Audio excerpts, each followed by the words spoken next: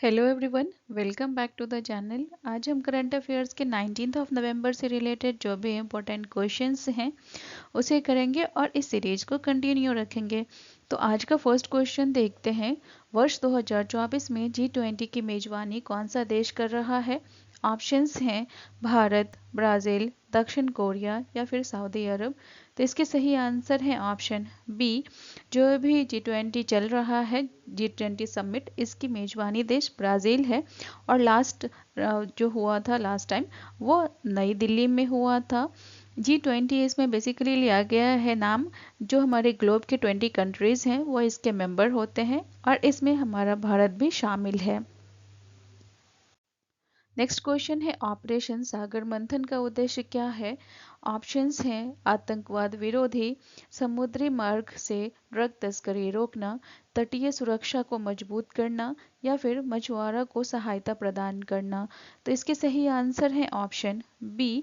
समुद्री मार्ग से ड्रग तस्करी को रोकना मुख्य उद्देश्य है।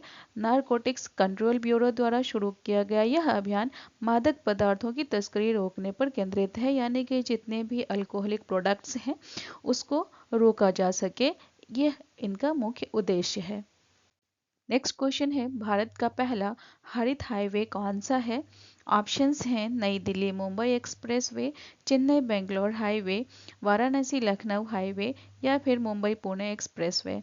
इसके सही आंसर हैं option A, Delhi Mumbai expressway जो है यह भारत का पहला हरित हाईवे है।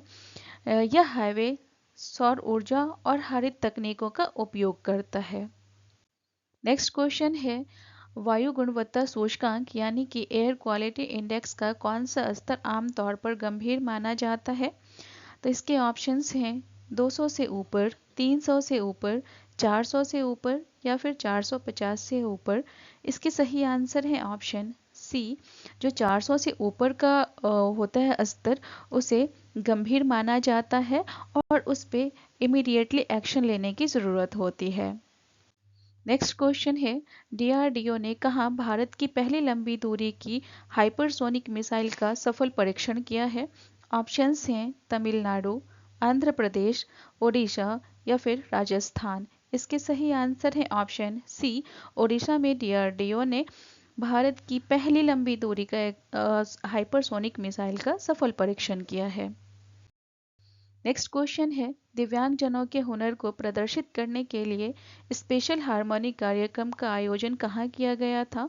ऑप्शंस हैं नई दिल्ली, भोपाल, लखनऊ या फिर अहमदाबाद। इसके सही आंसर हैं ऑप्शन ए। दिव्यांगजनों के हुनर को प्रदर्शित करने के लिए जो हार्मोनी कार्यक्रम चलाया गया था, यह नई दिल्ली में चलाया गया था। बेसिकली इसमें जो भी फिजिकली चैलेंज्ड पीपल होते हैं, उनके अंदर जितने भी हुनर टैलेंट होता है उसको प्रदर्शित किया जाता है। नेक्स्ट क्वेश्चन है, एआई सक्षम ई तरंग सिस्टम किस क्षेत्र में लागू किया गया है? ऑप्शंस हैं स्वास्थ्य, रक्षा, शिक्षा या फिर कृषि। इसके सही आंसर है ऑप्शन बी। यह डिफेंस में इसको लागू किया गया है। रक्षा मंत्रालय ने ई तरंग सिस्टम लॉन्च किया, जो कृत्रिम बुद्धिमत्ता यानी कि ऑटोमेटिक इंटेलिजेंस का उपयोग करके रक्षा उपकरणों की ऑटोमेशन प्रक्रिया को उन्नत करेगा।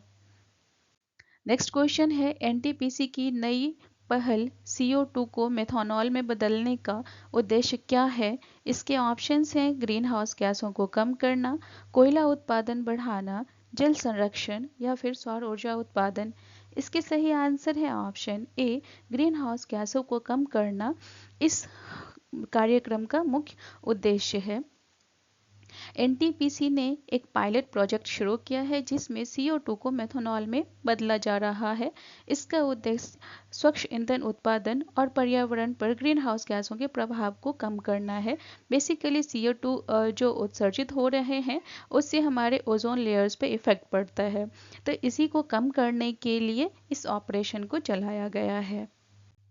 नेक्स्ट क्वेश्चन है, जौलजीबी मेला किस राज्य में मनाया जाता है? ऑप्शंस हैं उत्तराखंड, हिमाचल प्रदेश, असम या फिर बिहार।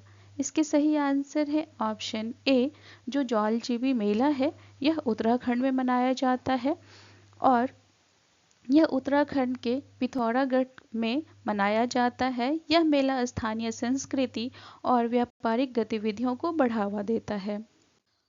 नेक्स्ट क्वेश्चन है, नशा मुक्त भारत 2047 अभियान का मुख्य लक्ष्य क्या है? ऑप्शंस हैं जलवायु परिवर्तन, मादक पदार्थों का उन्मूलन, तकनीकी विकास या फिर गरीबी उन्मूलन। इसके सही आंसर है ऑप्शन बी, मादक पदार्थों का उन्मूलन। नशा मुक्त भारत 2047 अभियान का मादक पदार्थों की तस्करी और उनके उपयोग को समाप्त करने के उद्देश्य से चलाया जा रहा है।